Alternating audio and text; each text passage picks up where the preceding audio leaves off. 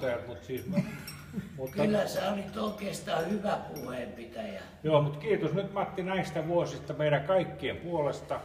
Kiitos. Ja toivottavasti Mun täytyy tietysti kysyä teiltä, että oletteko viihtyneet täällä? Kiitoksia. Oikein hyvin. Toi oli hyvä, Masa. Kiitos. Kiitos. Joo. Ehdottomasti olemme viihtyneet. Joo. Kyllä. No niin. Joo. Sitten siellä on se, hei se, Timo annapas se kuva sieltä, että Matti voi laittaa tonne. Tää on tässä tarvitaan pussi varmaan. Se hajoaa kuitenkin. Ton saa laittaa flyygelin kuitenkin panna niinku pöydälle näin. Joo, flyygelin päälle. Joo, tässä on kato. Flygeli, sähän tiedät, mulla on niitä flygeleitä joka nurkassa. Kyllä se tässä on sun elämässä kuvattuna niinku Tossa aika joo. hyvin. Täällä on Matti suvipäivillä. Onko se Matti suvipäiville? Älä helvetti. Tuossa on Matti ja Marilyn ja tuossa on Matti mäessä. Näytä mulle toi se on on. maistunut Matille aina. Tuotko meille toiset viinat? Joo, viinat.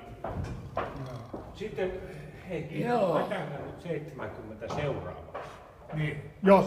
Jos täytän. Mistä te olette sun suvipäivän kuvan löytänyt? Niitä on joka Laitetaanko pojalla. päivämäärä muistiin? Toivon Matti ja Timo, että te esitätte mulle musiikkikappale. Matti soittaa pianoa ja Timo kitaraa. Mikä se Onnistuu. Jouko laulaa. Onnistuu. Jouko laulaa. Kiitos, tää on ollut oikein hienosti järjestetty. Puheenpitäjä kaipaa kovasti. Herran kukkaroa. Joo, eikä mikään kiire minnekään. Ja onneksi täällä ei ollut muita tuon puheen aikana. Kuulikseko naiset suuteli mua? Kyllä, minä kuule uskon sen ihan varmasti. Joo, se oli aivan suuri yllätys.